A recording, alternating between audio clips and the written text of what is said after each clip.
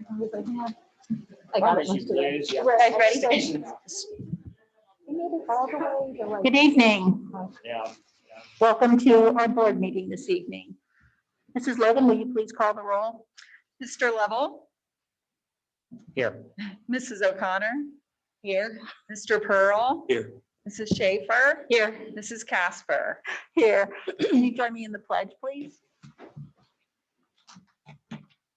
Pledge allegiance to the flag of the United States of America and to the republic for which it stands, one nation, under God, indivisible, with liberty and justice for all. I need a motion to approve the agenda, please. So moved. Second, I'll second. Jenny, will you call the roll? I don't know what's happening. Sorry. Mrs. O'Connor, Yes. Mr. Lovell, Yes. Mr. Pearl, Yes. Mrs. Schaefer, Yes. Mrs. Casper. Yes.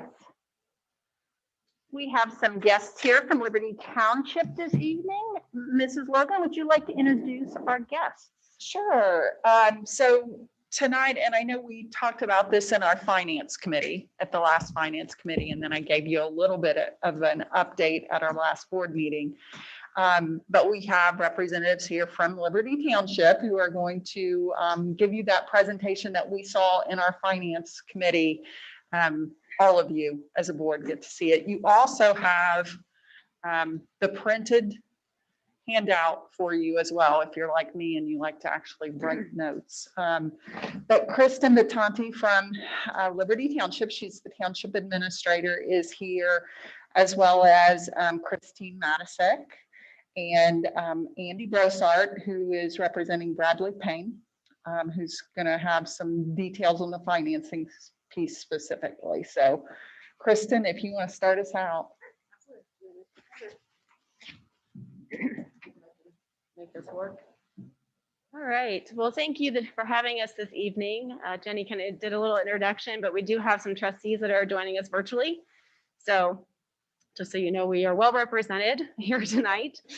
We also have Dan Corey, who is virtual tonight. He is representing the TID. So he is our project manager with the project from One Interchange.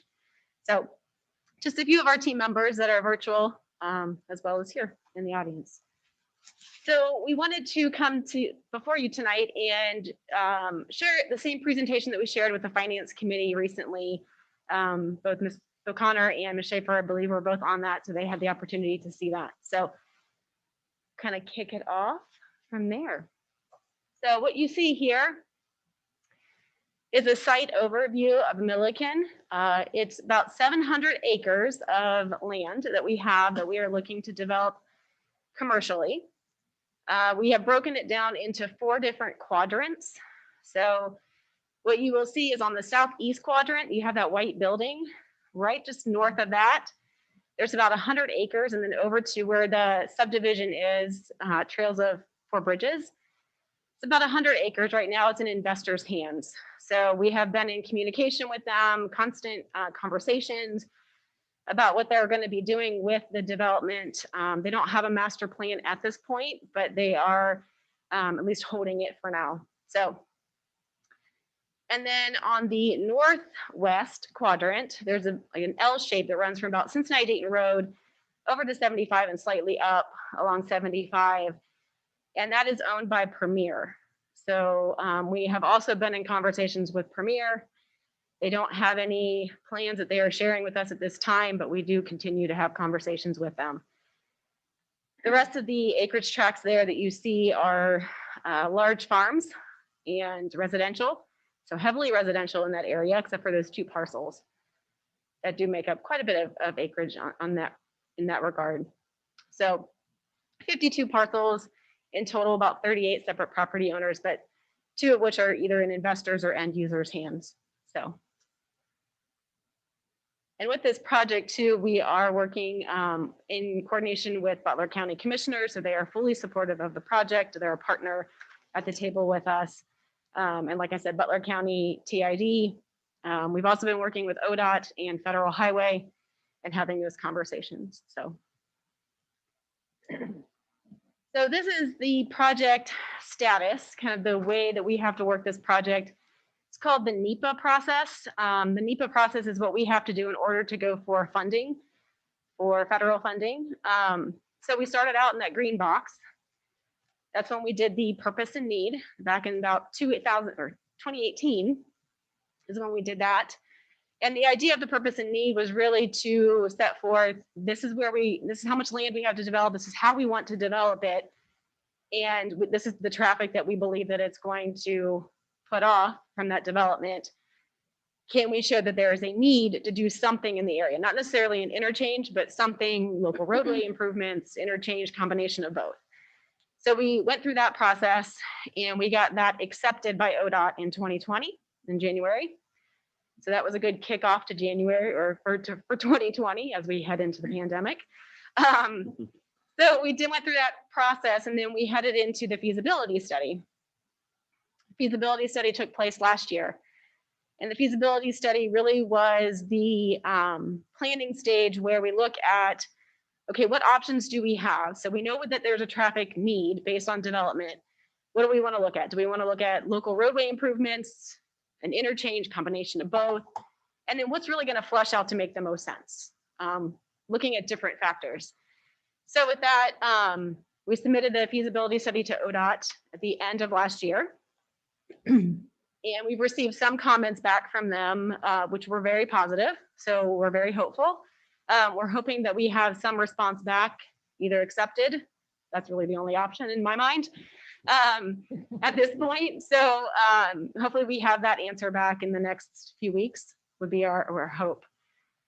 So with the feasibility study underway and completed, then we would head into the next step of that, which is the interchange justification study. So again, that kind of falls within that second arrow that you see there. Interchange justification study would assume that there's an interchange possibility. At that point, we still need a lot of public involvement before we can get to that point to say yes is a definite, but it's on the right track of having an interchange. So getting into interchange justification study, we would be working with the TID and our consultant to do that piece. Hopefully have an answer by the end of this year. So probably third quarter is what we're looking at. So that's kind of where we are. And at that point, it's kind of a go or no go. So again, in our mind, it's only a go. But even though you see 5 arrows here, which seems somewhat simple, each of those arrows has many, many, many steps involved with it. So that's kind of where we are at this point in the project. And then this just shows the difference between, or how we have to work the two, plan development and the funding together. So they're 2 puzzle pieces. We know that they have to come together at some point. We've had our consultant tell us, hey, I can take a run and go with the planning stages of this, but ultimately we need to make sure we have got the funding in place. Hence why part of why we're here tonight is to talk through that piece. So again, this is just a depiction of, what costs do we have coming up, engineering, right-of-way, construction, and then what resources are we going to have to look at for funding. So that's local, county and township, state, and federal.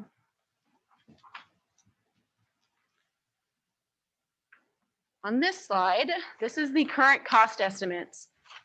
So what you'll see at the top is the project funds that we have spent to date is about $300,000 between the TID and the township. That's what we have committed so far to get through that feasibility study. What's not shown on here that just got approved is the intergovernmental agreement addendum to work with the TID to go into that interchange justification study. So that'll be another $619,000 on top of that. So we're roughly around $920,000 committed locally at this point in time.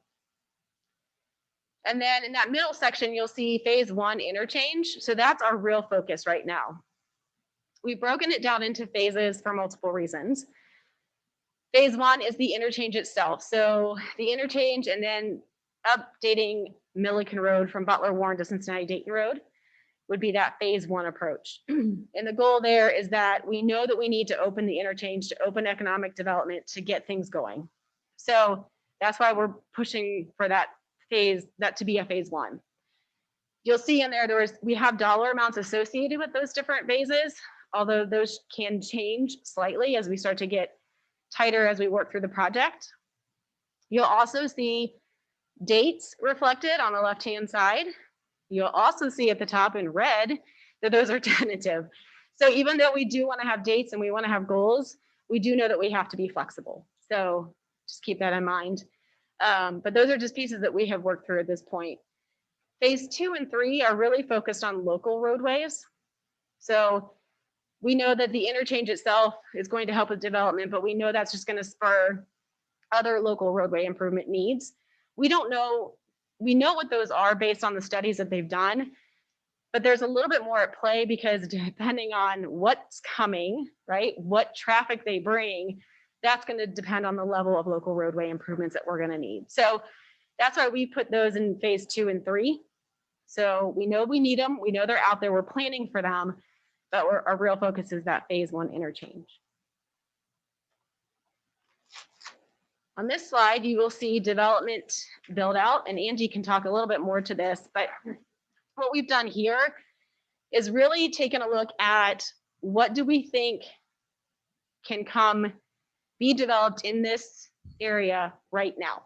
So snapshot in time, what can we, as we go down this path of trying to figure out, finances and funding the project itself, what do we think can ultimately be built here? So we met with developers and brokers just over the last few months in a very odd time because it was in the midst of the pandemic, but really just to kind of gauge them on what do they see happening in the market, where do they see things going on the horizon in the future, the short future, and then how do those numbers play out? So that's kind of what we've done here, just to be very conservative with our growth. The trustees have a much bigger vision for this area. So this is just a conservative approach to the numbers to make sure we can do what we want to do at this point in time.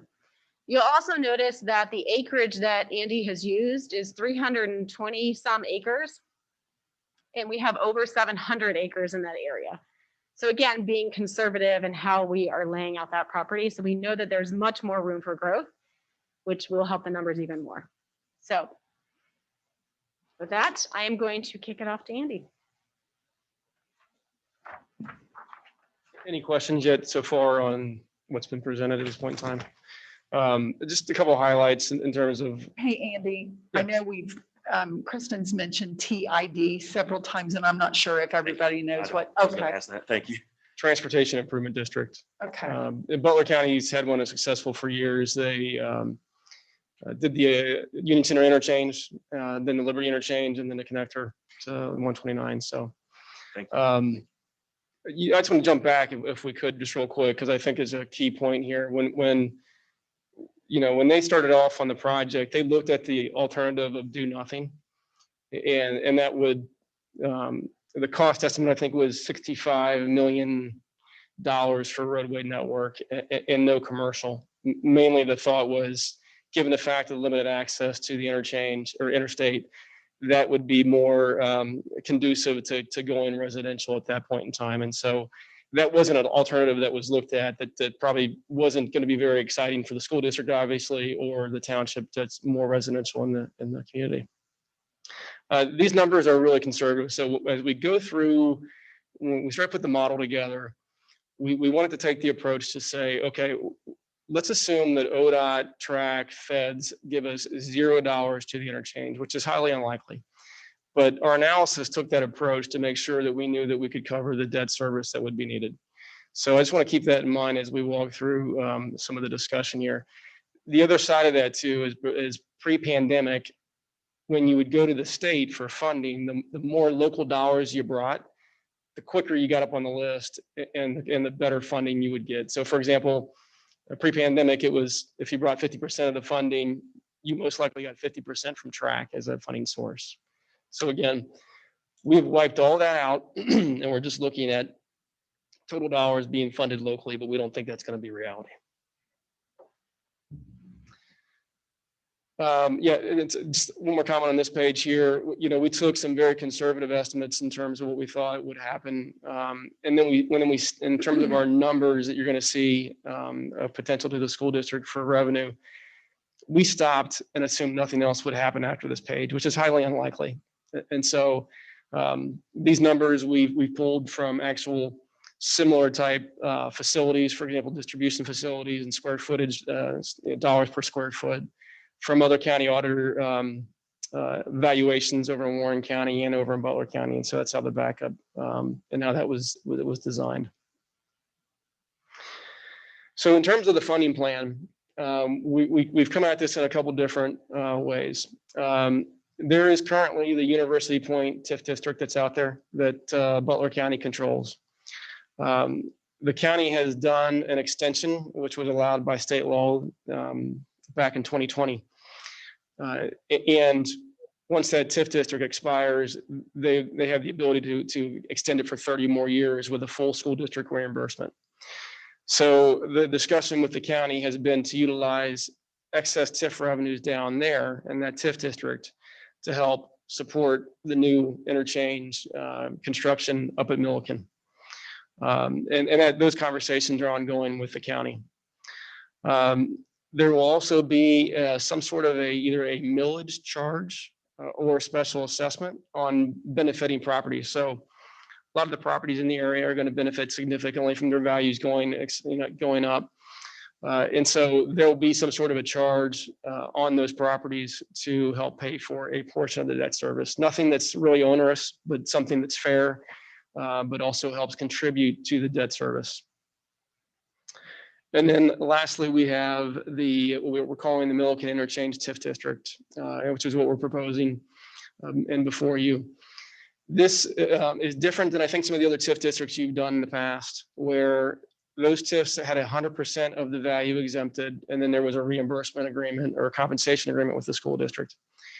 The township's been very clear that they want to make sure that all the taxing entities are going to benefit from this growth.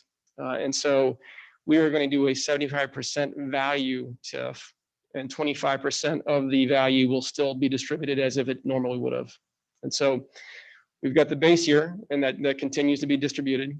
And then any of the increase, only 75% of it will be diverted to a TIF fund, paying debt service, and then also comping the school district.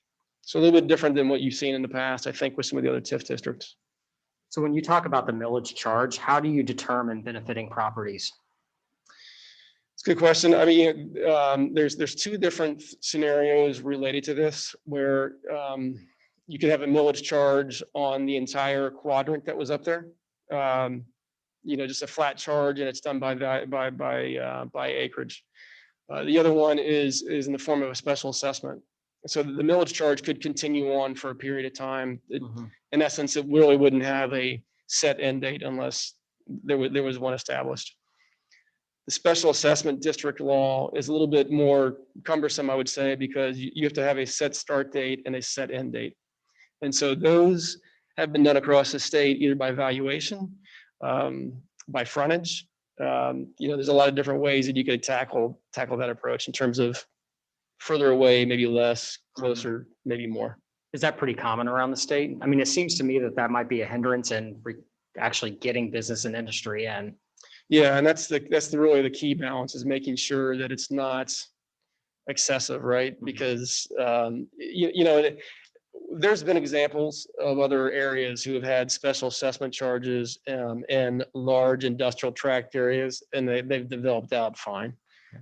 So the ones that have a really high charge are the ones that slowly to develop, and that's what the concern will be in the future. Okay, thanks. Mm-hmm.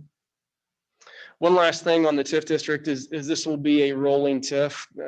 They established these about, 5-6 years ago, where each individual parcel will have a separate start clock for the 30 years. And so, whereas some areas aren't going to develop all at once, and that way you get the full benefit towards the project.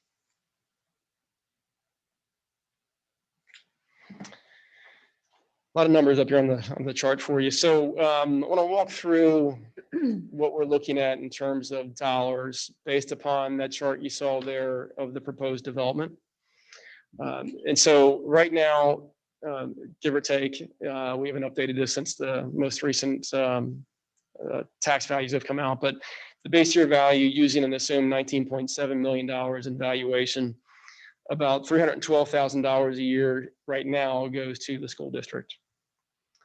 And so that won't change. That'll be frozen in time, and over about from 2024 to 2060, that equates to about $11.5 million in compensation to the school district. The next bullet point down is that portion we talked about that would not be TIFed. It's at 25% assessed valuation. That's going to still be distributed out to the taxing entities. We're looking at about a total of $400 million in development. So $100 million of that would stay. About $1.5 million would go to the school district. And so from 24 to 2060, it's about $46.1 million in compensation from the new development. Then on the portion that is going to be fully TIFed, so that was 75% value. We have set this up in two different ways, and I think we're going to get into this, I think, in the next slide, I believe. But there's a 25% revenue share with the school district that's getting about $1.5 million per year. And then from 2024 to 2060 is about $49.8 million. Just so you know, if you calculate this out over 30 years, it doesn't get the right math because we've got rolling TIF districts and rolling parcels with different start dates and end dates. That question's already come up. So but this is in general, in terms of what we used as a start date. The $1.5 million you see there is sort of what they call the stabilization period of the TIF. Now, the compensation agreement that you're going to see with the school district, it protects the school district in the future in that at a certain point in time, once the TIF balance gets to a certain level, the school district's comped at 100%. And so, you know, we've got the situation where we've got to get the first phase at least up and out of the ground. It's the same thing we did down at Union Center, same thing we did at Liberty Center. That first phase is always the most difficult. And so we wanted to make sure there was protections in the agreement, though, that allowed the school district to participate at the 100% level once the development was going well, and you know, didn't want you to see millions of dollars sitting in the TIF fund that really belonged to the school district. Question? So you said that it goes to 100% compensation after completely built out. What year would you anticipate that to be? Well, and that's the wild card, because if these numbers were based upon $0 from the state and the feds. And so let's just take, even if we get 40% in terms of revenue or grants from the fed, that's going to occur much sooner. I think in our model, I believe it was year 10 or so that full compensation was starting to flow to the school district. Right around there. Don't hold me to that, but it really, you know, in our model, it's kind of skewed because we took worst case scenario debt, most conservative case with revenue. So I don't think that is really reality, though. I'm okay with a range of years.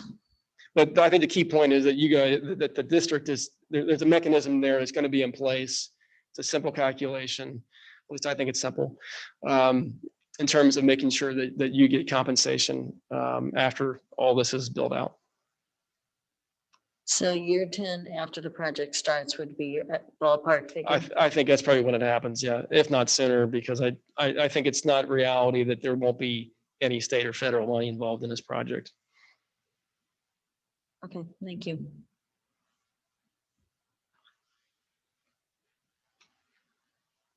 There's a really fun, interesting model. If anybody's into numbers and wants to sit down with me sometime, I'm happy to do so. But it's been a while. If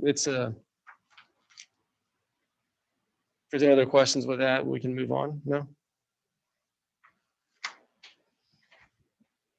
I guess one quick question. It seems like a lot of the other TIFs we have, they continue to get renewed, but with you saying that you think it's going to be able to be fully paid out at 100%, hopefully after year 10, again, no guarantees, there shouldn't be a need to extend this that you foresee.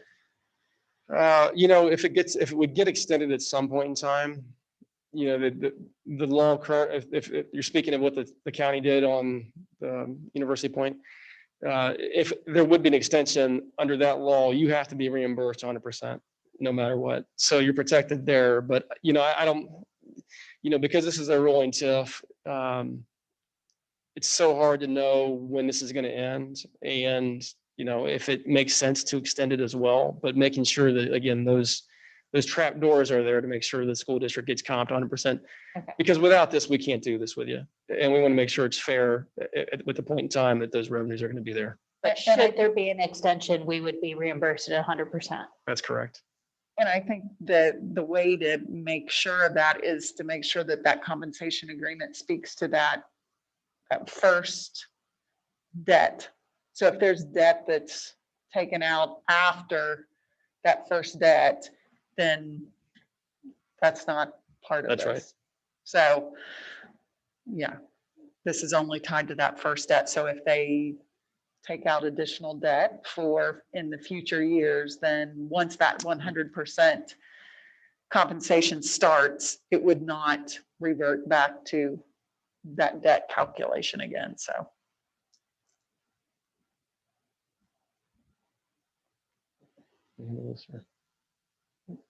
So we went back. In terms of the local funds that are being looked at, and sorry I threw out track and just assumed you all knew what that was. Transportation Review Advisory Council. They, you know, back when they had a lot of money, they would dole out dollars for new projects. It's one of the options that we're looking at that in terms of the process.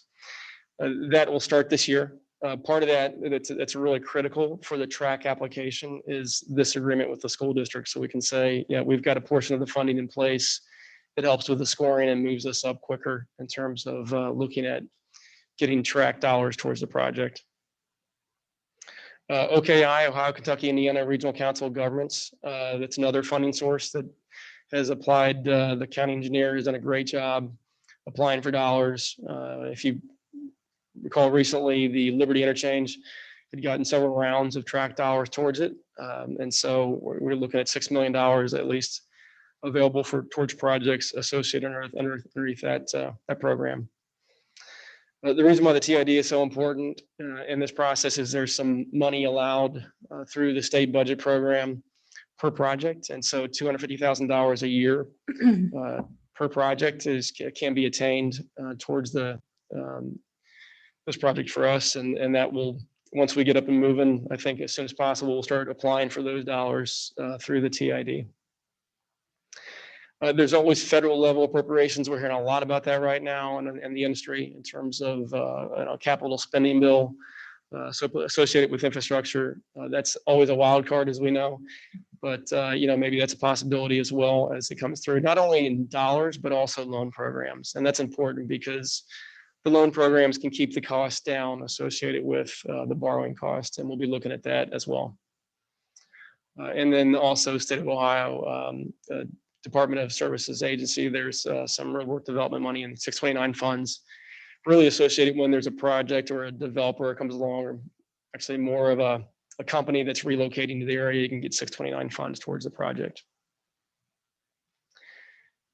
That, along with other areas, those are the main ones that we're looking at in terms of trying to come up with dollars to take down those costs associated with the project.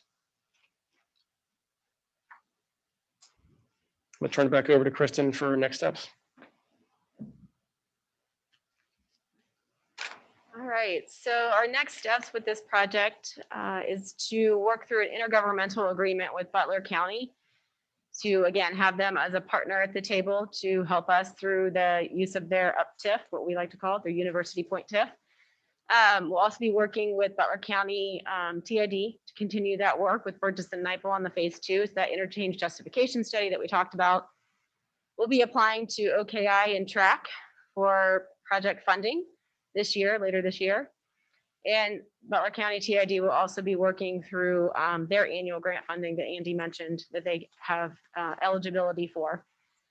In addition, we're also working through a JED agreement. So we're in the process of working through that as well, another layer of that funding strategy. So I think with that, that's all we have. Any other questions for us? I have a few. Okay. Without going into confidentiality or anything along those lines, when you said you had been talking with developers and builders, what kind of commitments have you gotten from the business community to supporting this project? So when we talked with developers and brokers, it was really just to understand the market and understand what they're seeing in the market. We have some interest that is, obviously out there, but they want to see the interchange progress. So I think as we get into this next phase, this interchange justification study, that's really where we'll really start to see more and more interest, because it's now coming more to reality than it was before. So nothing definitive at this Nothing point? definitive at this Okay. point. And you had mentioned the 619,000 intergovernmental agency dollars that you just come through with. Can I ask who that was with? So the 619,000 is between the TID and Liberty Township. Okay, So we are funding this next phase. thank you. So I don't know if this is a Liberty Township question or a Jenny question. What is the next phase for us? So when would you be looking for the school district to formally enter into some type of an agreement for this? We would like to see something probably over the next month. I know we have drafted the school comp agreement, so getting that into your staff's hands to review it and then work through the process of the notification that we have to give, giving you guys enough time to go through all that, passing the resolution. So I would say over the next month and a half. Okay. So have you've drafted that language right now, but it's not in the hands of our folks yet? I sent it over just today. We Okay. finally got it back from our bond counsel. And so our legal will look over it, and then so we can look at maybe putting it on the agenda, one of the board meetings next month. So what kind of community engagement have you done? So we're going to have to approve this prior to you doing any community engagement around it? So we've been out, as you can imagine, speaking about it. It's on our website. We have videos, we have maps, we have all different information that's been out there. It's been in multiple news articles. So the community knows it's there. It knows it's something that's coming. We have to legally be doing something through the Nepa process, to that whole long process that we have to go through to get public involvement. So that's something we'll be working on probably sometime this year. As we work through that interchange justification study, we have to get public involvement. So bringing the public together, having them look at the different options that we're looking at as far as the local roadways and the interchange project. So that's more of a formal process, but we have been talking with the public. Okay. And I'm assuming you would pass along any feedback to us if you were hearing anything from the community that might, Absolutely. I guess from my standpoint, from a board, us approving the financing, from our standpoint, what we need to do prior to having a lot of public participation and what that impact would be for the residents that are living around that area. I'd hate to get caught into a spot where we've agreed to something moving forward. And then on the back end, there's any type of issues from the neighbors. Yeah, we don't foresee anything. And I know Trustee Matisic has been out Okay. way early on and talking to residents, knocking on doors quite many years ago. But again, it's also been in like our comprehensive plan. We just Sure. did an update with that. So it's been out there, talked about. It should not be a hidden secret at this Okay. point. So Kristen, what's the date again? The drop dead date? Yes, you can do this, or no, you can't do that. we don't have a drop dead date, but once we get through the interchange justification study, which we hope to start in March, so next week, or next couple weeks, we hope to have some, at least have that completed by third quarter of this year, and then have a definitive answer, go or no go at that point. Great, thank you. And that 25% is going to all the taxing districts? Correct. So not just the schools? Correct. And you feel like that is the percentage that allows you to move forward with it still being viable? Is that, how did that 25% get picked as the percentage to use versus 35% versus 30? Where did that come from? Yeah, so, when we picked the 25% valuation number, really, as a finance guy, I really wanted 100%. Because I'm the one that's got to worry about financing it. But you know, we got to a level in terms of looking at development, looking at other development sites that had built out over a period of time and what that value was, and then backed into, okay, this is where we got to be, not only with the 25% that wasn't going to be TIFs, but also the initial 25% to the school district. So it just didn't come out of midair. It was, hey, this is along with the property charge. This is about where we can fit it, assuming nothing else happens from the state or the feds. So that's sort of how we backed into it. So if that percentage went up, your timing of how long it would take to refinance it would just be a longer tail. Yeah, it would. Okay. Or you know, and then we start getting the issues of investor appetite relative to skimming on, I hate to use that word, but taking TIF revenues away Sure. from paying off the debt service. Yeah. Do you have any other questions? Thank you for the presentation. We appreciate you coming and speaking to us tonight. Thank you. And we are releasing you. You do not have to stay here. Thank you for coming in. Thank you. You can if you'd like, but we are not forcing you. Okay. And it would be nice to have another access point on 75. Yeah, I'm with you on that. It'd be really We're nice. all in on that. Those of us that live up here. Okay. Mr. Passarge, are you going to do the facilities? Yeah, I'll be part of a team that's doing facilities. Well, you're on. Great.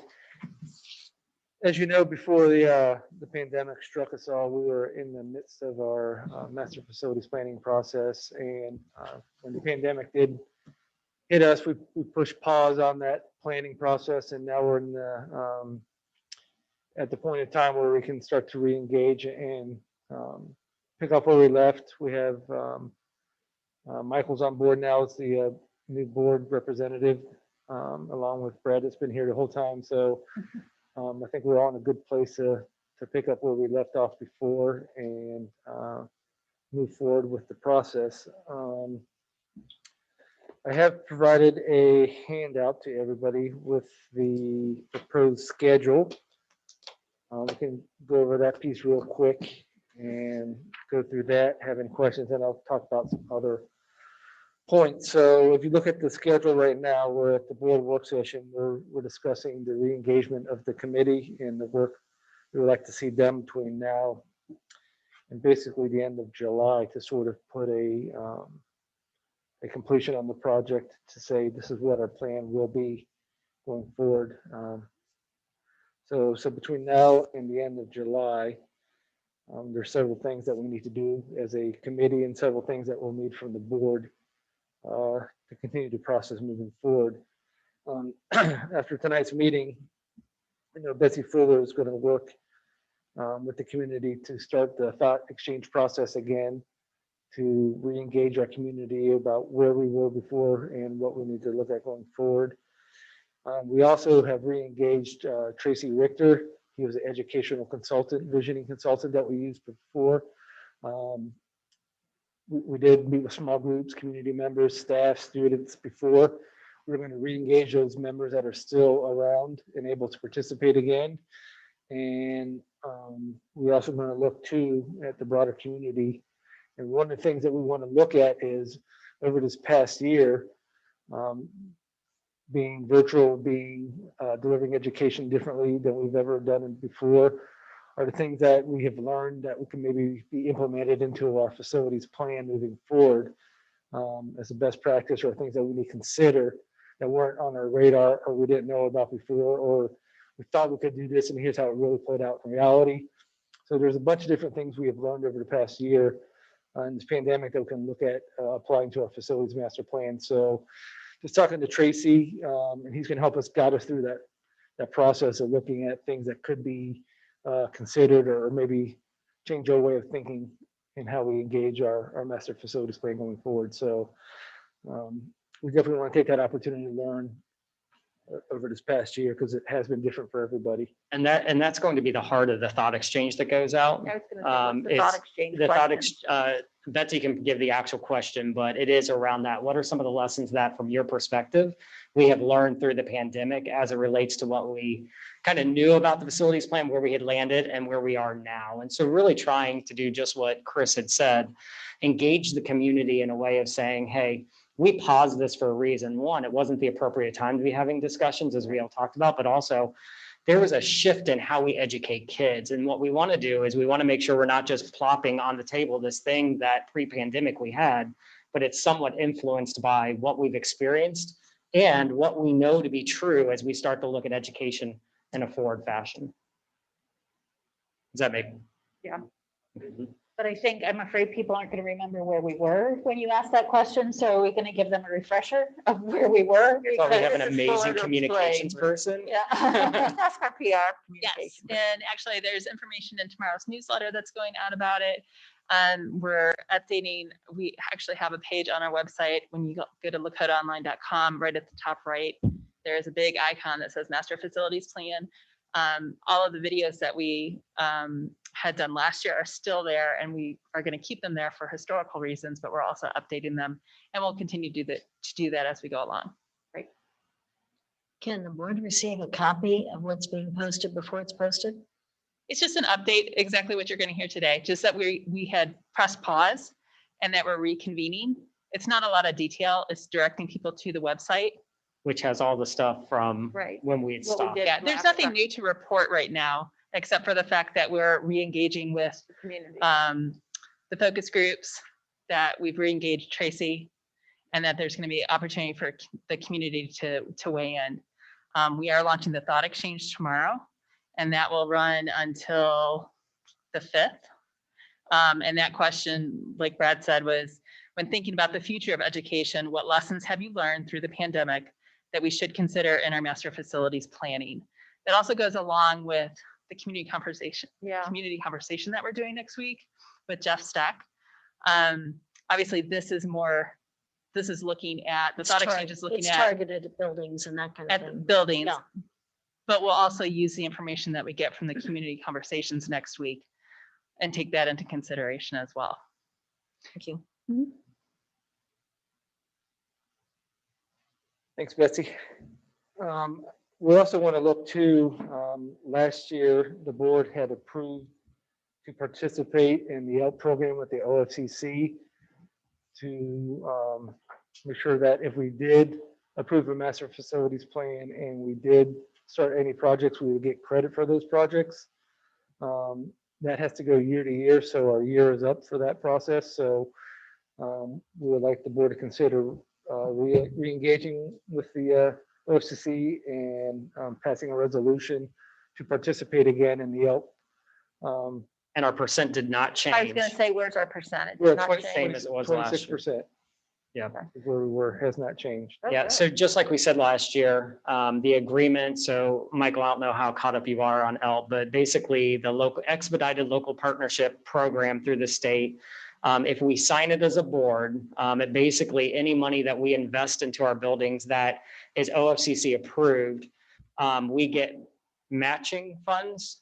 Is that right? Credit. We get credit, matching credit funds that can be used for future projects. So every year our budget is billed out for what we would consider just maintenance items, things that we're doing to our buildings. And so by locking in that agreement, we can build credits on the back end. So for instance, Mason currently just did pretty much all of their renovations on this latest building project through credits they had earned through the building of their other facilities through the local taxpayers. So we get a year on that. And so last year when we signed it, we knew that, so basically we knew that we may not hit that date, but we wanted to sign it and lock it in at that percent of rebate. And now we're at the point where, because of the pandemic, it fell loose. So we're going to have to agree as a board again to enter into that partnership in order to get those credited funds on the back end. Jenny, did I do a good job with that? You did. Great job. You did. You explained it very well. I think, remember, it doesn't commit us to doing anything with Yeah, the we don't have OFCC, but it does help us if when we do finalize our master plan and it is approved by the board any work that we do in that master plan, we will get credit for at that 26%. The scary part about the ELP that gets everybody a little nervous is on there, you have to identify when you're going to use either local funds or go to your community for funds to fulfill that plan. And so that's why it gets a little bit, Yeah. everybody It's puckers nervous. just a little bit like this. But again, we're not committed to it. Just like this year, we have to re-sign it for another year. So we can always let it lapse. But in order for us to get those credited funds, we have to have a facilities plan on file with the OFCC to be credited back to that. And Jim, there's been no chatter in Columbus about any changes because of the pandemic and open year or anything like that. No. Yeah. Thank you for including the PS, Brad. That's an important. Well, I wasn't going to try to get a vote tonight, but I'm learning. I am learning, right? You have to hold the push Did down you- a little longer. Yeah, maybe not. There you go. Just gave you the I'll answer Matt's question real quick. No, there hasn't been any changes in Columbus, and I've even asked the question to the OFCC. And they basically say to me, they're a state agency, they do react slowly. They want to see what's going to happen, how education is going to change before they make any steps in changing their building programs. So I don't anticipate them changing anything in their design manual. Probably, I would guess at least a year, could be 2 years before they react. There again, they want to see how this thing plays out a little bit, I think, before they make changes. So, Thank you. But Do they- oh, go for it. Do they expire December 31st, a year from when you sign it? What's the? It's from when you pass a resolution It's to a year resolution. from when you sign it. Yeah. I do think, though, what Jim mentioned is really important because I know it's a question that I brought up in committee. We know that we've got thousands of kids that are engaging in the virtual academy this year. We know those numbers are going to decrease, but we don't have, I don't believe, any intention of discontinuing the virtual option in the future. And so the way OFCC really works right now is based on human beings and buildings. And so there, to his point, I think what you're articulating is that within the code of OFCC, it doesn't necessarily equate. They look at, you have 17,000 so many students, they make the assumption those kids are in the building, Right. correct? Yeah. Even though we may have 1,000 that aren't stepping foot in the building. And so those are the things that I do think that the state needs to, from an advocacy level, legislative folks, to really take a look at and say, hey, if we're moving forward in the digital space, then there's got to be adjustments as we start to look at some of these things to equate that not every student's going to be stepping foot. So they're square foot per person, that kind of stuff. Yeah. right. Will be in consideration. That could benefit us, honestly, in the short term. Yeah. Yeah. Yeah, so they'll have that piece of it as well that when we consider, and they're going through right now and they're updating their annual cost estimates for both new construction and renovation based on the current economic climate. So each year, every so often, I go through and update that too, and that will impact just the overall cost that we would consider in any of our planning. So that will be an update that will be coming out here soon. That any kind of information that's on the website now, with the assessments and stuff like that, those are numbers that were from probably previous design manual costs, and they'll update the design manual costs going forward. So that's one thing we'll have to look at it as a group as well. The next thing on here is the goal of the committee would be to bring a set of options back to the board in April 12th board meeting to discuss the various options based on community feedback and the internal work that we've done as a committee. Take all the information we got, massage it, and bring back some options for the board to consider taking further and talking to the community in more detail about these options and how that could work as a master plan. So there'll be a lot more discussion, a lot more options for the community to be engaged. This is really the first step in saying, okay, based on all the data we've gathered, based on all the community input or educational visioning, these are the 4, 5, 6 options that we think could be viable for us. Then from that point on, we'll get community feedback, get board feedback, If we need to tweak some, we like this part of plan A, this part of plan B, we can make it combine and make it plan C. That kind of dialogue will happen and go forward. So really, that's really the start of what our facilities and our plan could look like going forward. So that would be our committee's plan, is to bring that again April 12th. And again, all the information will be posted online under the facilities master plan tab. Gone through, I just want to bring back some things that we've already talked about and make sure that the board remembers that we talked about things like grade configuration.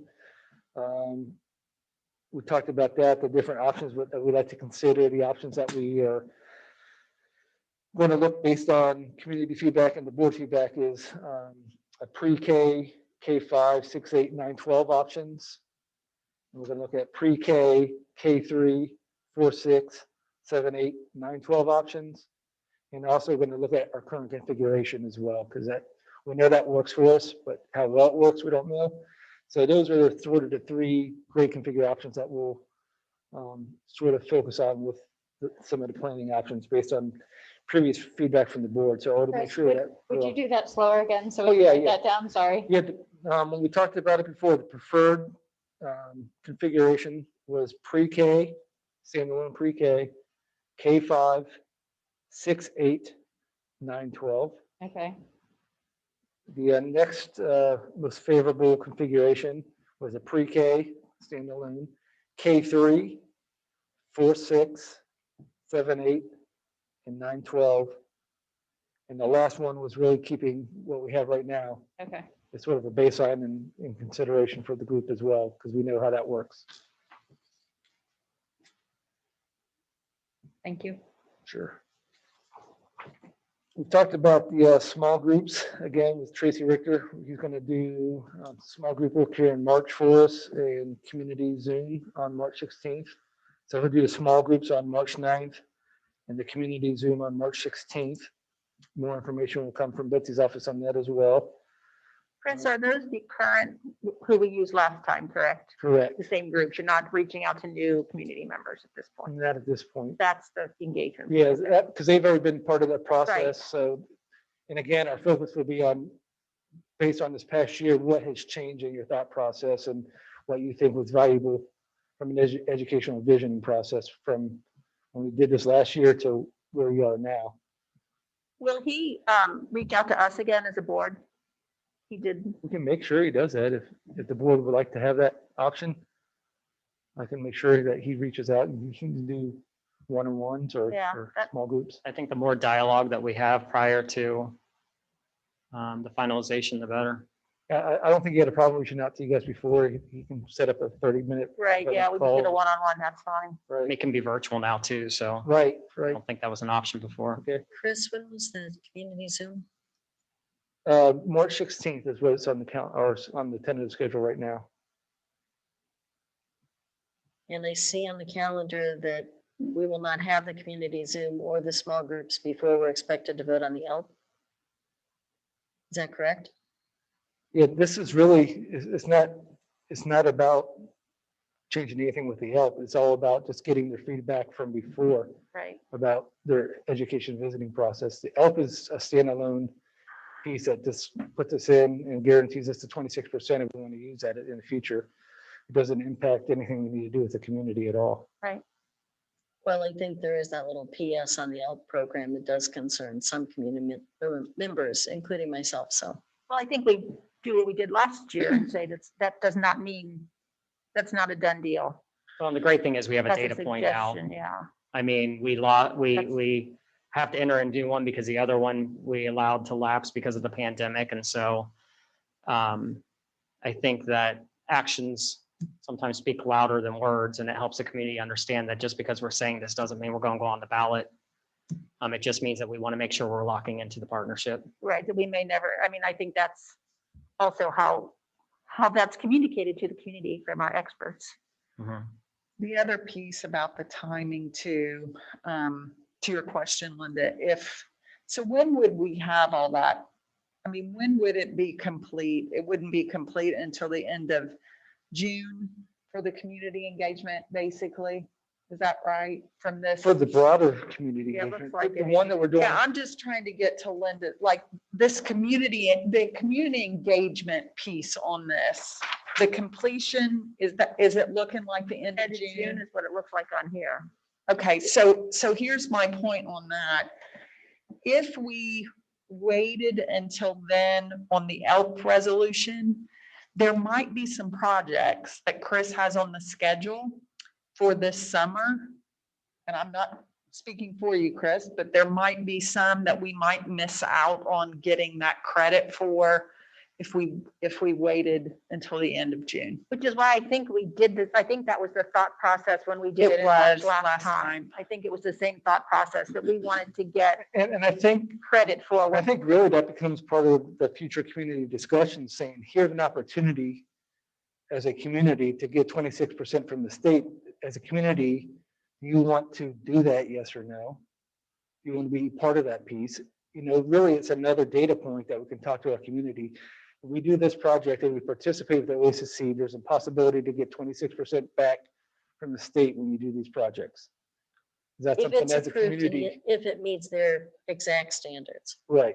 Well, Let's be clear about, that's not just a given that we would get the and exactly, I 26%. think that's part of the discussion, saying if we want to participate and we follow these standards, we can get 26% back. If you're willing to meet these standards and it works for our community, we can do that. If not, what does it mean if we don't use them? What does that mean for our community? How often do we not meet the standards of OFCC at this point?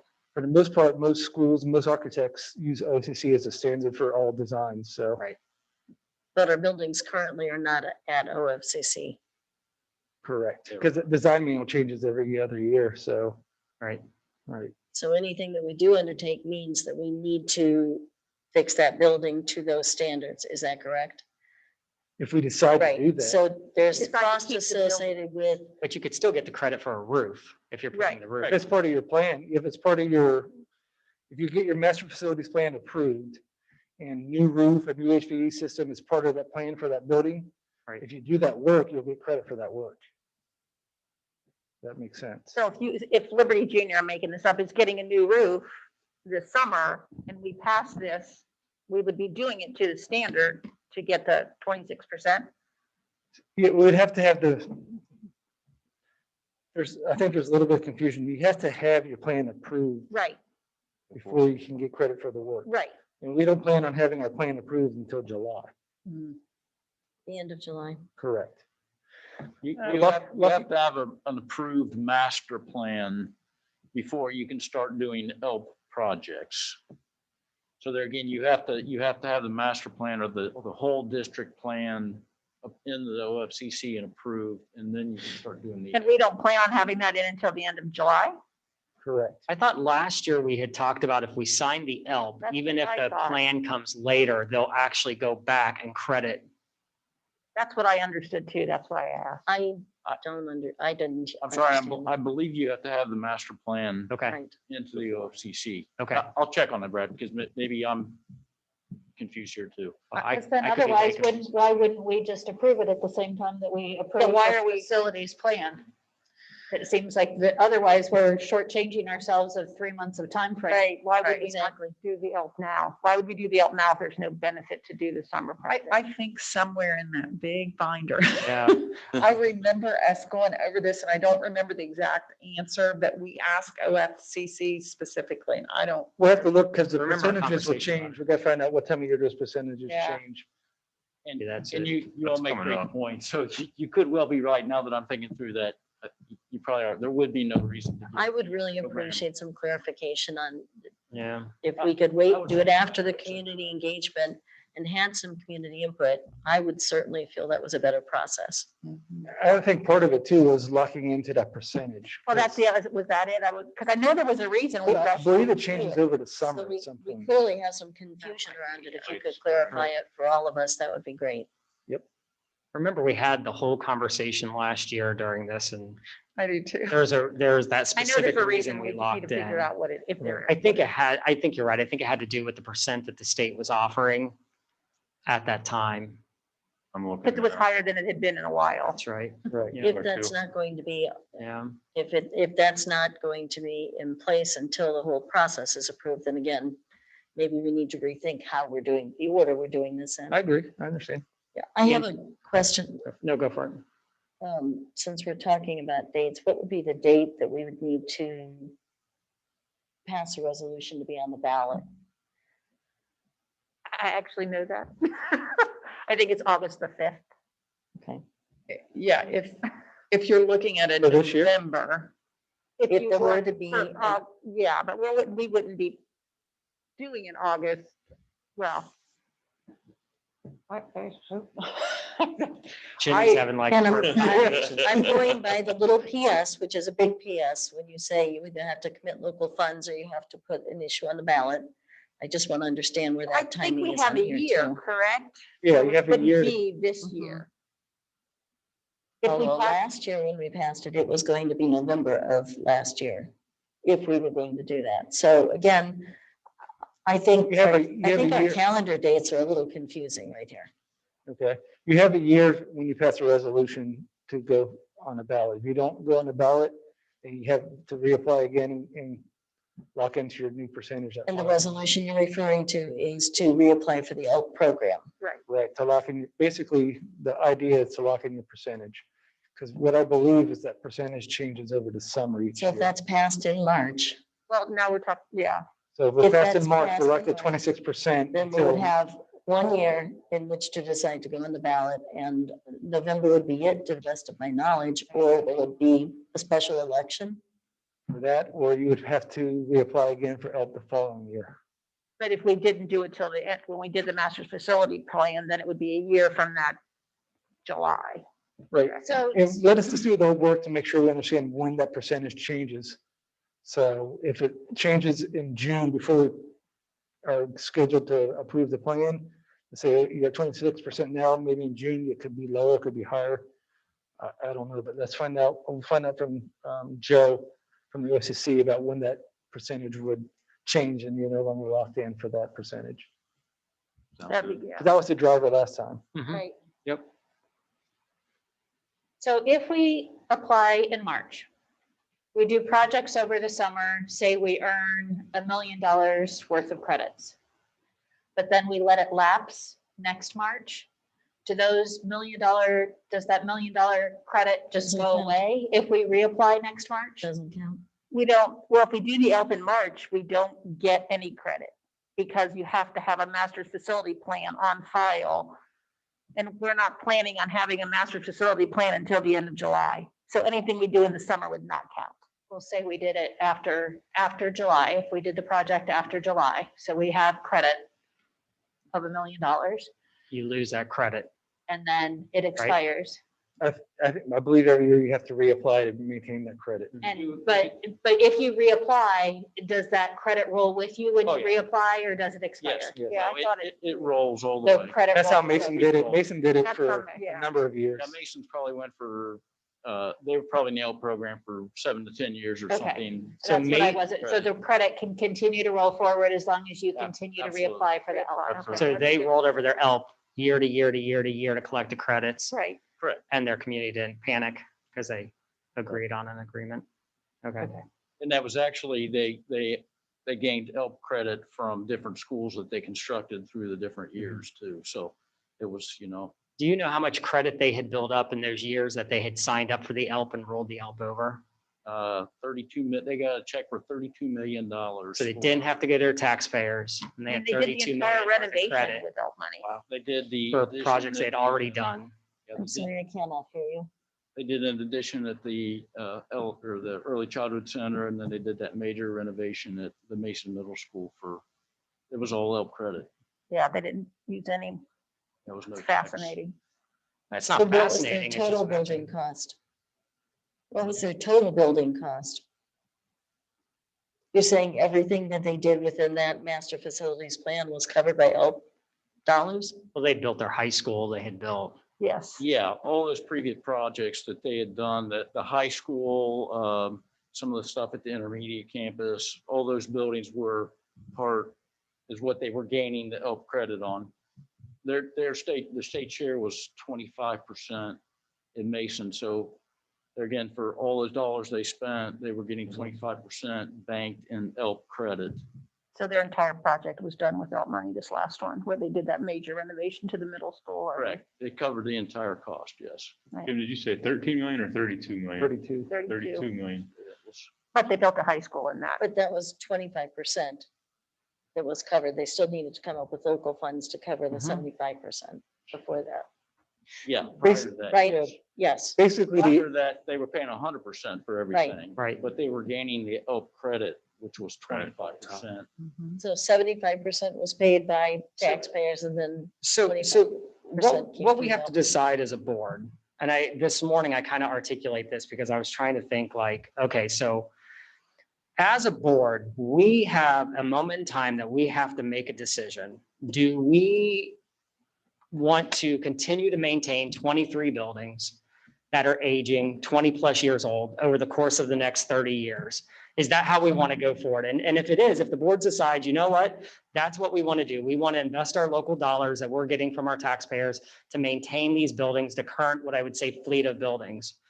Or as we look at this plan, do we say, hey, as we look into the future, we can realize real operational savings over the course of the next 20 to 30 years by taking a hard look at how we're using our facilities, look at what buildings might need to be decommissioned, what buildings are at that percent from the state that we might need to do something with. Think forward, even though the cost is going to be upfront, but we're going to realize real operational savings 20, 30 years out because we have the ability to decommission buildings on the back end if that's an option people choose to do, right? Like when we get there. And so as a board, that's ultimately going to be our decision, right? Do we create a facilities plan that maintains the status quo, that continues to dump funds into 23 buildings?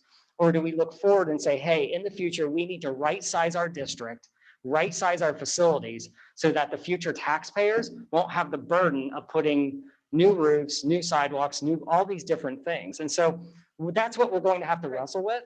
When it comes to the ELP, and I said this last year, and I think, again, and this is the last thing I'll say about ELP because I know you've heard this over and over, I think it is absolutely irresponsible of our board not to sign that agreement to get those credits.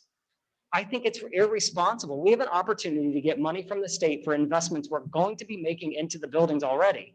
We're not committing to go to a levy. We can roll that thing over from year to year to year.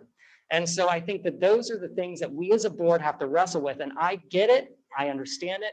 Nobody in our community wants to increase their taxes. Nobody wants to look at a bond coming. But again, we as a 5-member board have to have the hard discussion about the future of our facilities in our district. We have 23 buildings. That's a lot of buildings, and they're all built within a 10 to 15 year time frame. So we could pass this buck off to a board in 4 years and 8 years from now. But the reality is they're just going to be 8 years older, 10 years older, 12 years older. And so that's the reason we're having this conversation right now. And that's the hard decision we need to make. And so you know how I feel about it. So we're all going to have to wrestle with that by the time we get to the point where we have to pass a resolution. And I'm happy. I would love to hear other people's thoughts if this is the right time for that. But again, as much as we think our district is new and young and our buildings are older, like the 90s was the boom here. They're aging. We've got a lot of, we're going to be facing this. Well, and at what point do you have to take a really hard look and not just keep putting Band-Aids on the Hopewells? Well, I And mean, yeah. the West Freshman, I mean, some of the really older buildings that we are basically piecemealing now. I mean, Well, they're aging south to north. Our Right. buildings are aging south to north. And so within the 2 townships. And so that's what's unique about us too, right? We span across 2 townships, 2 different governing bodies. And so we have to be looking at that as well. And so that's why we're doing a deep dive. And again, I get it. And people will look at me and hear me and say, all he wants to do is take our tax dollars. It's not it. I'm just trying to look at our facilities and the big investment our community has made and make sure that we're being responsible and looking forward. That's it. So I'm done talking about ELP. so I guess, You all can have the conversation. I'm good. so we really need to find out if the ELP needs to be in March or if it can hold off till the plan. How do we find that out? Is that Chris's job? Kim will help us with that. We'll get better clarification. Okay, And I've looked back Close. through my notes and Yeah. we both haven't. I believe the reason why we did that last year was because we were worried that percentage I We're think so. gonna change. would drop I think from the that's state and we wanted to lock it in. So we'll go back and look at our notes And again if that's not and get a some problem, if that clarification. won't happen in And I think 4 that's months. what Mason did back 12, 15 years ago. They locked in at that 25%. So they knew going forward, they can talk to the community. Every time we did a project in our master plan, we're building up 25% credit for every local dollar we spend. We're gonna get 25% back eventually when your number's up with the state. So all this is saying that we're gonna get 26% back whenever we decide to execute our plan. I'm gonna throw a wrench into it, guys, sorry. What do you think? You're allowed doing that. The reality is you lock in your ELP credit when you do your first ELP project. Right. And that first ELP project has to be over $1 million project. Mhm. That's when the state share is actually locked in. It's not locked in when you sign that agreement to get into the ELP program. That does not lock you into that percentage.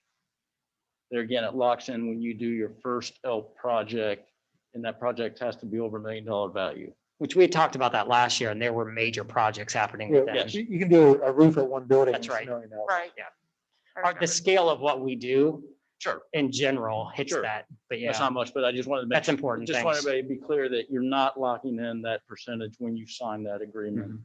And so you're saying, again, if we aren't doing the facilities plan until July, and you think that we can't do a project till but again, Right. you'll clarify it. Yeah, So, we'll get some okay. clarification. We might be, the July doing both might work out. We don't know. Right. I think the biggest thing we want to look at is when that percentage could change. Right. Mhm. So. But I would like to respond back, not necessarily to Brad, but just voicing some thoughts. And I think you raised some very good points, Brad. I do. We are looking at one of the biggest assets that our community has in our facilities. And we certainly are responsible for them and for maintaining them appropriately. Some of what I'm thinking goes along with the same thoughts that I had last year, which is not having the community input before we make this decision, which possibly puts a levy in front of the community. And that's always at the forefront of what I'm thinking. So without that community input, I'm not very comfortable with that thought at all. And I think if we can clarify the timing, that might help a little bit. I'm also a little worried. When I look at this year and what we've learned about education, what we've learned about what we can do, what we can't do, I think there's a tremendous amount of information and data we can take from that and reapply it, and looking at education in an entirely different way, and whether we chose this or whether it's something we can turn into an opportunity with how we dealt with a challenge and to take away information. I'd like to be sure that whatever our process is, this process gives us enough time to do that adequately and not rush to do it because of an artificial deadline. I'd also like to be sure that in addition to hearing from our community and our staff, here's some things we learned about this. We think maybe we could do this entirely differently. And that includes reconfiguration, that includes reduction in buildings. I think it's all of those pieces. It's not just about a new building at all. And I'm not sure that that's the broader picture. And I hope we keep our conversation very broad to looking at all of those pieces. Do we need to still have 23 buildings? That's in front of my mind. And I think that's a question that should be resolved through this kind of a process. Yeah, 100%. right. So as I look at those, and I have to say one more thing, and this is not directed at our committee or our administrators, but I will say that for me, having this facilities conversation at this point of time, when we're coming out of the pandemic, feels a little bit tone deaf to our community. And that's just where I'm sitting on it. I probably would have waited to have that discussion, even start sometime in the fall. We're still coming out of this. We still have kids that are not coming back to school yet. We still have people that are not back at their jobs full time. It feels like a tone deaf conversation to me. And I know we need to have it because there are some critical issues with maintenance, with reductions, with all the rest. But it doesn't feel like the right timing. So I'm wrestling with that part of it a little bit also. Brad, I think you raised some valid points. I'm concerned about the timing. I'm concerned that our process is thorough and allows enough time to really, really dig into what we need to do in that broader picture. And I also will say that I did ask, and I think that's something that should be shared with the rest of the board. One of my biggest questions last year was about what are our needs versus wants? And you look at that big old book that Brad's got down there with $206 million. If we did everything in that book, which is, that's a huge piece of chewing gum to work on. It really is. And I asked, what are the needs and the wants? And I did eventually get, I think, Matt, you forwarded it from Chris. What it was a very condensed Excel sheet. And basically, Chris, if I'm remembering the numbers correctly, it was 3 to 4 million per year for 4 years. Those were the critical needs. Is that correct? Am I remembering that right? It's right around there, because that's basically what we can budget and what we can do. That's what we do every Not- year. It's not saying that That's the that our PI. needs aren't Yeah. greater than that. That's all we can fit in our current budget right So now. what I need to see then is if that's what we can budget for, although that's perfectly appropriate, does that cover the needs? And if it's bigger than that, then I'd like to see an updated sheet that tells me what the critical needs are. It covers the Not what critical we can needs. budget for, but if we were able to do what we needed to do, what would that be? So based off of that conversation, when we went back to the facilities committee, one of the things that we talked to Jim about was giving an option once we get to the board of what is status quo, an option for status quo, but the needs, like what would have to be done in order to fit the needs based on projected enrollment, based on aging of buildings, all those different things. And so you'll be able to see that option separate from what he had sent you, So but they're still Well, working to through. me, that's a critical piece of information that I need to make a good decision. What is the time frame for us to receive that? So those are I, going and to again, come. I asked for that last spring and I still haven't seen That'll it. be So part of the discussion in April, Right. when you bring the options. Right. Yep. And I do want to push Not back till just a little April. bit. I know it's a shock. until April. I do want to push back a little bit because I know that's a little shock, like I said, but like I actually think right now is the actual best time for this conversation to be having. You know, the work that I do with school districts every single day, we talk a lot about, if not now, when, because it's fresh on our mind. The learnings from the pandemic and everything that we have been doing is fresh on our mind. And what's going to happen is at some point, we are going to revert back to the way things had been occurring in some sense. There'll be some difference, but we're going to block in our memory those things that we've been experiencing because we're going to want to shift. And so in the midst of what we're experiencing right now, I think this is an opportune time to be reflective about what we've done, where we might need to do, and how we invest in that. And so I'm with you. I think for me, it's we have a ton of work that we captured leading into the pandemic. And so being reflective about that work, but not hitting pause and saying in a year and a half, 2 years, we're going to come back to this, because I just don't personally think that we have the luck of that timing on our side. I just don't. Well, I think this is a now thing. Also, help me understand, to Linda's point, the things in the master facility plan that add up to the 206 million, we are never intending to do everything in 1 year, correct? There's phase-ins. Which is why I asked for a breakdown of what are the critical needs versus what would we like to do? And I'm still that- waiting to see that. And that changes information. year to year. I was Like, gonna say, sometimes depending. we don't plan on a roof failing and it fails. Sometimes we don't, I think that an HVAC system says it has 2 more years left on its life cycle, fails this year. So that, And that's totally understandable and not something you can predict. right.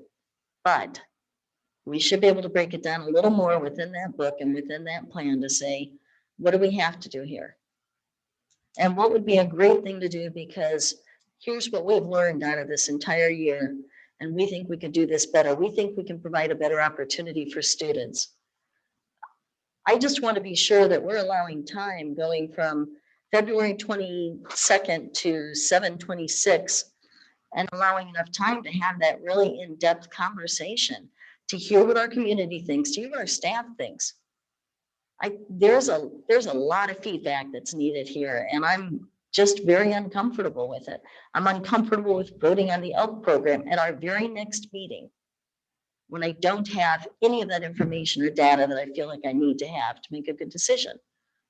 So that's where I'm coming from. I mean, the community engagement piece in this plan is from, mid-April all the way to end of June. Oh, February. It starts tomorrow, doesn't it? Well, yeah, It does, but- I'm looking at after this part, this blue.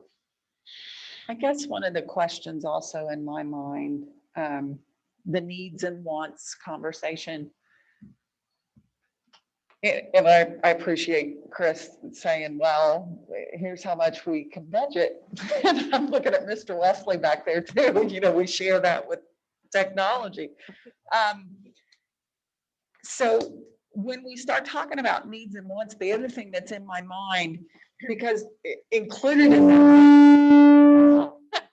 that booklet is like each building has a page. You remember that one page, and it's got electrical, it's got everything broken down of, and I guess my question is that needs, because it would be bringing it up to the standards of the OFCC. Or is it because that's actually a critical need, the furnace needs So replacement? that's where I am. Like, That's not clear to me in that document. I don't know which one it is, and that would help. but I don't know that even, I think we've got to answer Right, that who defines question. that? Who says what's a need versus a want? So Well, we all based have, on the yardstick Jenny just put forward, I think that's a great yardstick to go by. The OFCC guidelines. Are we doing it because of these guidelines, or are we doing it because it's 20 years old and it needs to be replaced? And Jenny, we've Can talked not about be this in the handed. past a long, long time ago, so I may be bringing some of those conversations forward into this. Right. And it's about, does it cost us more, flat out, does it cost us more to participate in the OFCC program than it's worth to us? And I guess I still have that churning in my head about, help me understand the finances, and if this really works for us to be part of this. Absolutely agree to get 25% of brand new buildings would be awesome. If we really needed the brand new buildings, and that's a need versus a want. But I think that will be hashed out once you have the options in front of you, that we can look at, okay, this option has this sort of layout. We're gonna replace X number of buildings. We're gonna renovate X number of buildings. And that's option A, and you can say, does that make sense for us as a district? Talk to your community. Does that make sense as a community? Option B has another variant to that. Option C has another variant to that. So you look at all those options and you start to determine what's important for this district and what will rise up to the top that we need to fund this sooner rather than later, and what can be pushed off for several years. Because it's just, if you look at our newest building, if you look at each freshman, it's going to have $3 or $4 million worth of things that we don't have to do right now, but in 15 years, Right. we're going to have to do. Right. We understand that, but Plan. So I think over those 15, I think we're getting closer. So if you take those 15 years, they are all needs. We need chocolate. I believe that looking at that list, if you chop it into segments and you look at those total, like a 15-year period, they are all needs, not wants, but they are needs. They're just maybe not that needs time right now. period. in the master plans, really, where do you want to be in the next 30 years. 30 years? Where would you like your NC to be? And how we get there is a whole different conversation. What comes first, what comes last? But at the end of the game, at the end of the day, we want to understand, do we still want 23 buildings? Do we want 18 buildings? Whatever that number is, what works for us as a community? And how do we get there? That's what the master plan does. And the costs are going to change. Each year is going to be a different cost because inflation and other things, but at least we have a idea as a community, here where we want to eventually be, and how do we get there? What's the first step that we need to take to get there? And that will determine what is our needs and what are our wants once we understand what that plan is. And that's the reason for the options, right? Like that, Right. that's to help us as a board to understand if we maintain our current fleet, this is what the breakout of the cost will be based on what we know to be true about failing buildings. And let's not forget outdated spaces as well. You know, we're going to have to spend energy updating our spaces within our buildings for learning trends and things like that. And so again, does the investment of redefining a space in a 30-year-old building make sense? Or do we believe in operational savings in the future to decommission buildings and to look at it a little bit different? And so that's all that's those are the conversations that we're going to learn through the community. Those are the conversations we're going to have as we start to develop out the options and as a board and to get to that point. There are efficiencies in having less buildings. 100%. You said it. Yeah, I was saying it, Chris almost said it, but I'll say it. there's operational that's what I've been saying. You know, there's operational savings to go from 23 buildings to whatever number that may be. Both in age, physical investments going into it, but also human capital, Right. Resources. And we had this conversation when you divide up from one early childhood center to 4. You're replicating resources against 4 instead of 1, right? Like there's a reason the OFCC is pushing K-12 buildings and larger buildings versus smaller buildings, right? There's a reason why school districts like Mason and others have built 3 mega buildings versus 23 buildings around their community, because they know that when you get to the point of aging, it's going to be way more expensive for the community to operate that fleet versus smaller numbers, bigger buildings, or whatever that may be. And so again, that's the conversation we should be having, not whether or not we have to take a tax increase to the community in November. We need to be wrestling with those really hard conversations about what do we desire as a group for our community. And that's why we're doing the thought exchange. That's why we're doing community conversations. That's why we're engaging Tracy Richter. That's why we're doing all these things. Right, and I think just the work that we've been done, looking at the configurations and looking at options, I think that's just the very starting point of where we're going to be. It helps us narrow our focus down.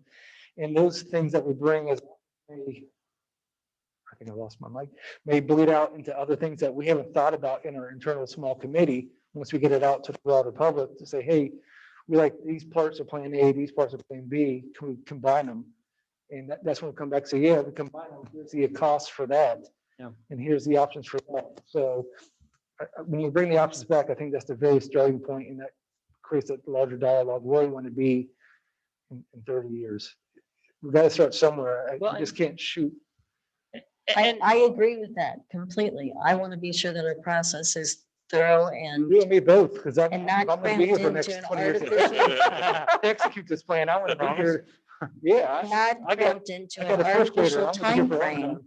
that is being imposed because of another situation. So Right. I'd like to be sure this is really what the way that we need to do this.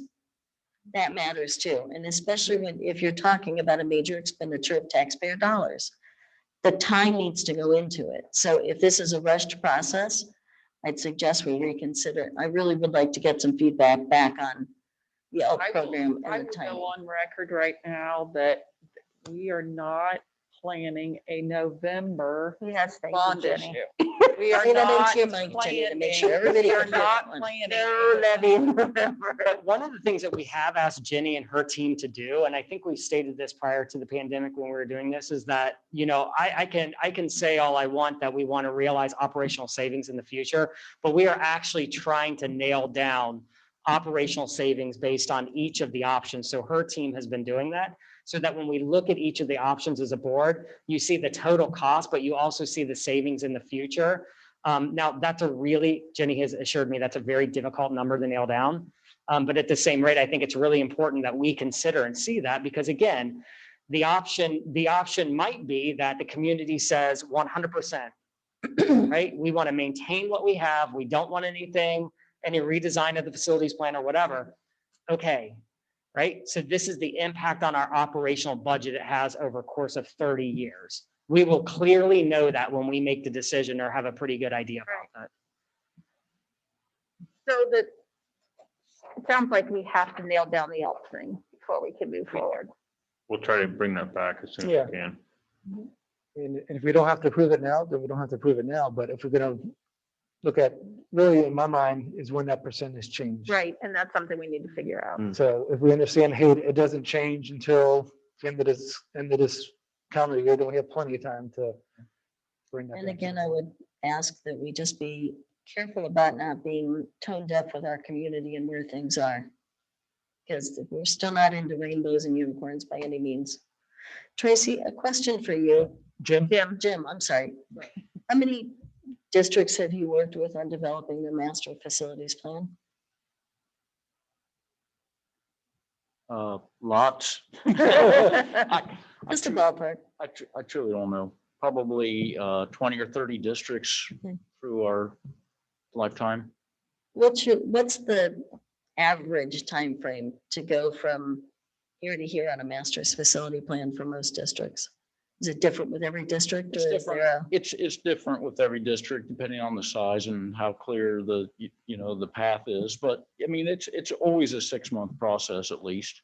At least, It is. I mean, it takes that long to get through committee meetings and look at all the different aspects and we have done that. There again, pre-COVID, we've done. We have some I mean, we've been information. meeting Yeah. for a long time and have gone through a lot of those steps. So we're proceeding pretty well, but yeah, it's a minimum of a 6-month process.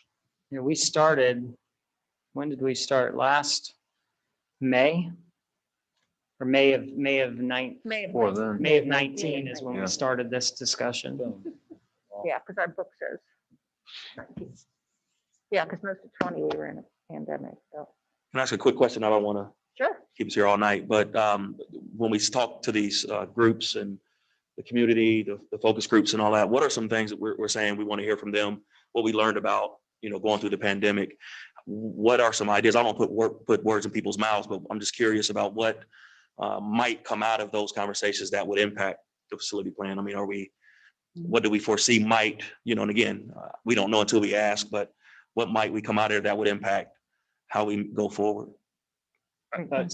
I think through some of the conversations and design of the question and the feedback we get, I think it'll like shape what our community thinks and what our stakeholders think about what the school should look like, whether it's the configuration, Okay. whether 23 buildings is the right number. If not, what should it be? And things can get personal too. If you're talking about a specific building in particular, I think all of us realize, and Brad alluded to it before, and I think Linda did too, about how in the southern part of the district, things are aging out faster, and we're going to have to, that's going to be those are the hard looks, Right.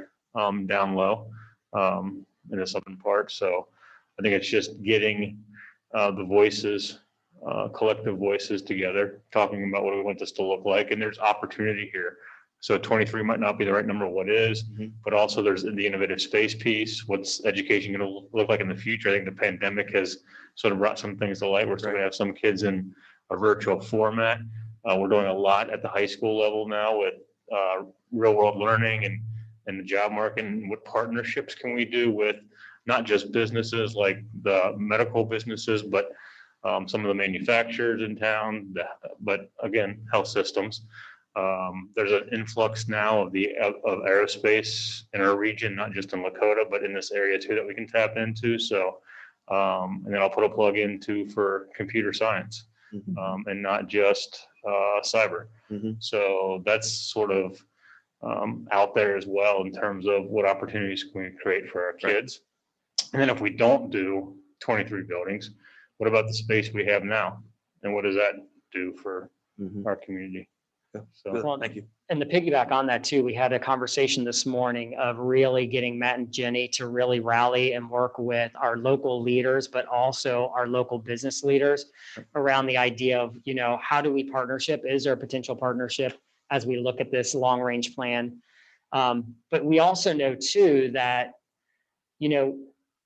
employers and businesses look at the strong public school system. And so if we can think differently about how we're educating students and they see a desirable workforce there, I have to believe that it's going to help on the back end recruiting businesses, especially when you start talking about the Milk and Way interchange and things like that. I mean, everything we were hearing that their team talk about is exactly what we're talking about doing, talking about grants, looking at matching funds, looking at long-term plan, looking like you have to invest money up front. Like, literally everything they're talking about, all we're doing is trying to talk about doing the same thing on the back end here. The difference is we have to engage our local taxpayers for most of the share of the burden, right? So that's a huge piece of it.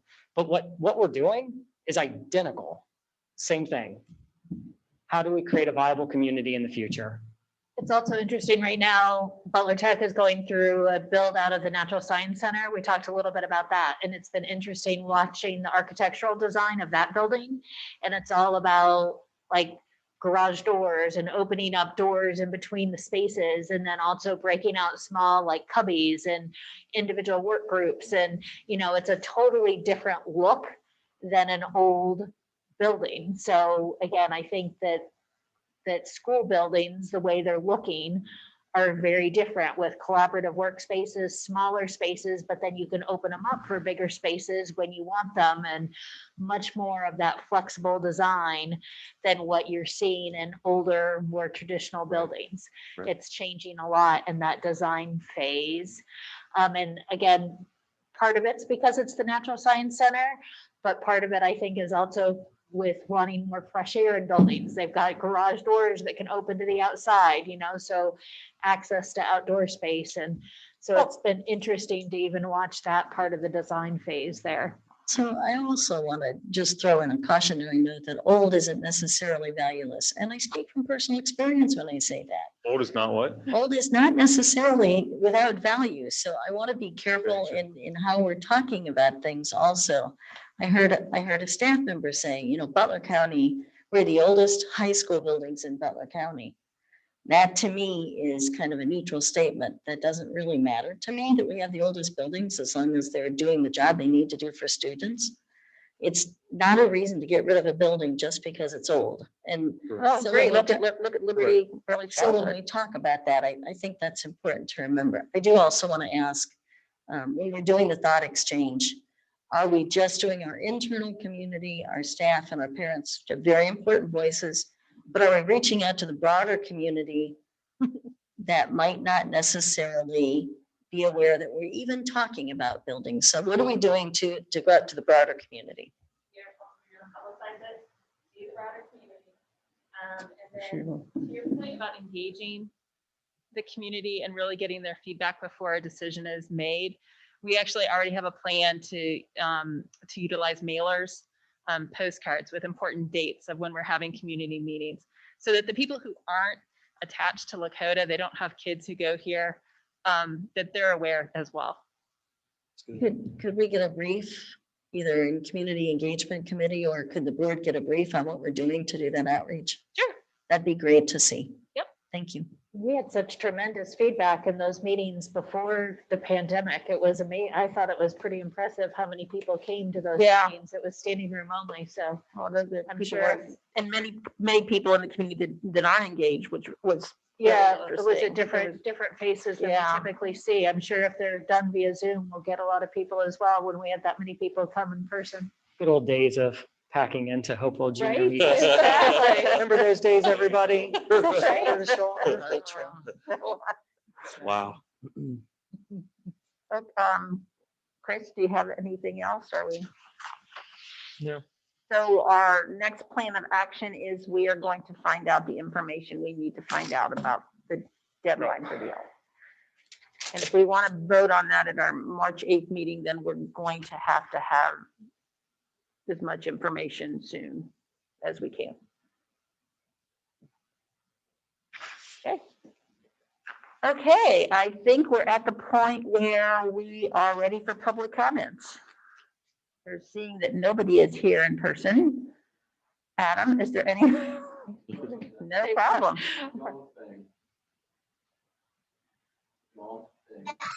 Okay.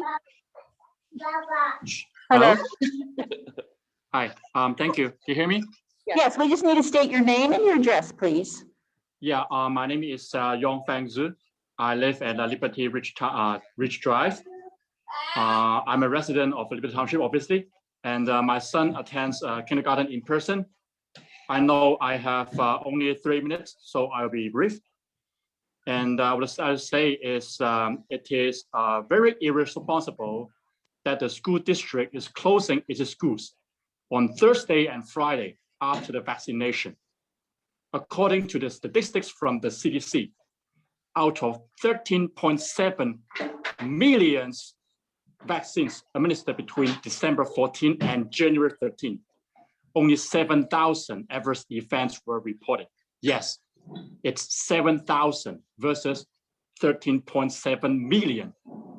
Based on what ground the 2 days of school closing can be justified? Did you look at nearby school districts whether they announce such a policy. Well, remote learning, you may call it, is actually school closing at Lakota. Look at how it is usually arranged. It starts at 10 and ends at 10:30, 30 minutes. A parent then needs to stay with and take care of the student. I just received a tax statement from the county. Well, can I pay the portion of the school district using monopoly money? Because parents need to attend remote learning days and at best get paid by monopoly money. Lakota school district teachers can take sick leave for possible sickness. Here's what I got from the teacher today. Quote, I'm not scheduling any Zoom sessions during remote learning days due to possible side effects from the second vaccines. Quote, I have 3 questions. 1, who made the decision of 2 days of school closing after the vaccinations? 2nd, what is the statistic ground? 3rd, from who you got the advice? From Dr. Amy Acton? 1 request, my humblest request. Please review the form of remote learning and evaluate efforts of school teachers at Lakota versus those in-person learnings on a usually school day. Thank you. Thank you very much. Mr. Zink, is there anyone else? May I? You may. Thank you for your questions and your concerns. Couple of thoughts off the top of my head. 1, we did this in advance to give our parents enough time so they could provide childcare, but I understand your frustration. I will say that Lakota has been very responsive to our community in terms of in-person learning. We've been in person since mid-August. I know there's been a couple of times, such as this Thursday, Friday, where we will be remote. But I think when you look at overall days of face-to-face instruction, there's probably not many school districts in the state of Ohio that have had more than what we've had.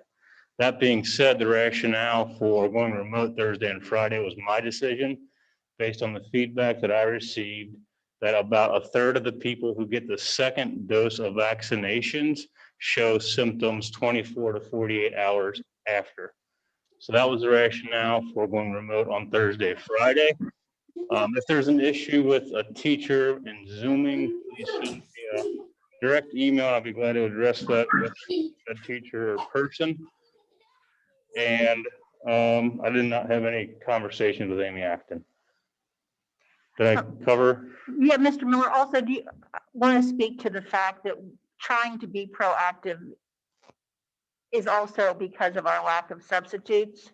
And there was a school district last week whose staff got vaccinated, and the next day at 6 o'clock in the morning, they had to call a day off because 500 staff members were sick and they didn't have that many subs. Thank you for reminding me of that. So, I mean, that was part of it, was just, Right. but we know we don't have the subs if 1/3 of our staff comes down with reactions. We just figured it was better to give our community advance notice than versus having to Morning. call that morning, almost like a snow day, saying we can't fill it. So that was the rationale. But I get that it's frustrating and I get that it's a different change Right. for our parents, and I'm not unsympathetic to that at all.